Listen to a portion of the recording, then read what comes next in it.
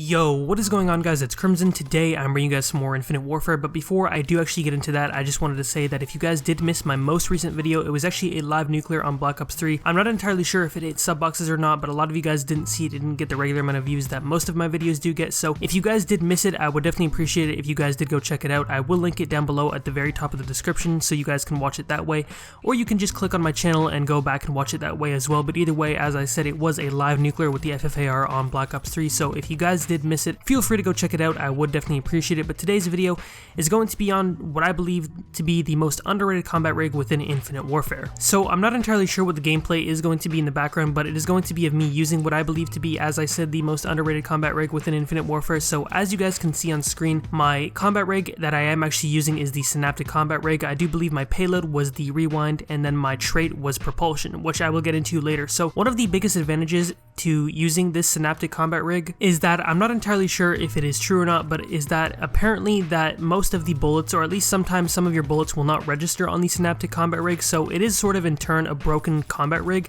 So you guys may think that it's sort of scummy to be using this combat rig as of right now, just because sometimes the bullets just simply won't register, but why not use it while it's broken? And another thing is, I'm not entirely sure if that is true or not, as I said, but another thing about it is sort of a skinnier character compared to the other characters within Infinite Warfare. So say if you're using the Phantom character, that's sort of a larger character in Infinite Warfare, so in turn you're sort of an easier target to hit if you're using the active camo or whatever it may be on the Phantom character. So that's sort of why I like using the Synaptic, just because it's sort of a harder target to hit basically. So that's sort of why I use it. So that's definitely one of the biggest advantages, as I said, to using the Synaptic, just because the bullets sometimes don't register. I'm not entirely sure if that's true or not. It may be a placebo effect, and even if it isn't true, as I said, it is sort of a harder target to hit. So that's one of the biggest tips to using the Synaptic combat rig. Now the next one is the payload that I'm actually using in this gameplay. Now that is going to be the rewind. Now the rewind is basically the most equivalent to the glitch specialist from Black Ops 3. Now if you guys have played Black Ops 3, you guys would know that I'm talking about. Basically what it does, it allows you to basically get out of difficult situations where more than likely you're going to die. So say if I'm really close to a deatomizer strike and I'm not anticipating maybe 3 enemies going to be around the corner, what I can do is I can just activate the payload and I can basically rewind back to maybe where I was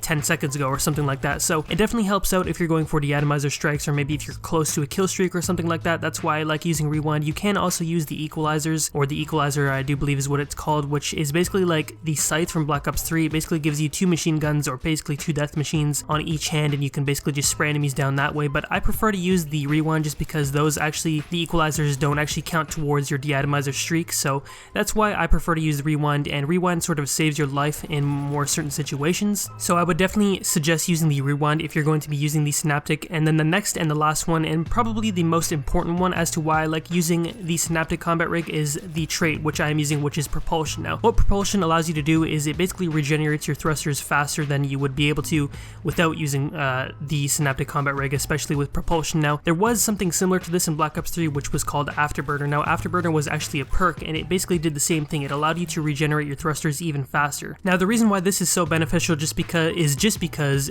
this is of course a jetpack Call of Duty. So what that means is most average players aren't really using their thrusters as much as I would say more of a better player is, such as myself. I'm going to be up in the air a lot, whereas compared to the casual players, they're not going to be up in the air as much. So that's why it's really super beneficial, just because, as I was saying, most average players, they don't really use their thrusters very much, and they're usually not looking up in the air. They're usually mainly paying attention to the middle of their screen, so they're not really anticipating you jumping up all around in the air. So when you're coming around the corner, it gives you the biggest advantage in the gunfight compared to someone who's just on the ground. So that's why I like using the propulsion, just because, as you guys can see in these gameplays, my thrusters are regenerating extremely fast. I think it's maybe just within a couple of milliseconds, and that's really it, and then my thrusters are completely regenerated. So that means I can basically be in the air for an extremely long time. I can be wall running for an extremely long time as well, and it's even more powerful than Afterburner was in Black Ops 3, just because I do believe Afterburner in Black Ops 3, it regenerated your thrusters in about half a second, and as I said, in this game it's even faster. So in turn it's even more overpowered, just because you can be jumping all around and you can be throwing your enemy's aim off, and it basically makes you sort of a laggy player across the enemy's screen, just because you're moving so quickly at such a fast pace that really bad players, or maybe even just average players who only have 1 KDs, aren't going to be able to keep up with you. And as I said, it really gives you the advantage. I'm pretty sure a lot of competitive players have even been complaining about the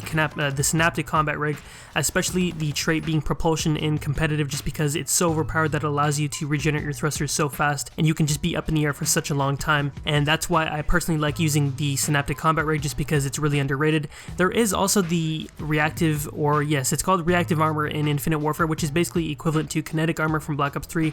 I really like that Payload just because it gives you extra health for a certain amount of time. I would probably use that over Rewind if I could, along with the trait being propulsion. I would use a combination of that just because that would be probably extremely overpowered if you could constantly wall run and be up in the air and also have the payload of having reactive armor and having extra health for a decent amount of time, but unfortunately you can't.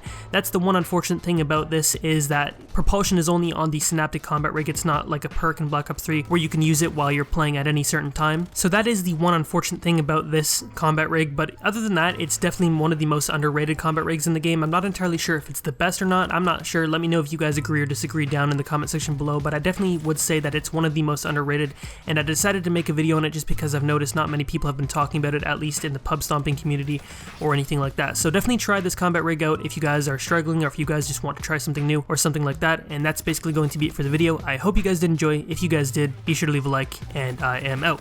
Peace.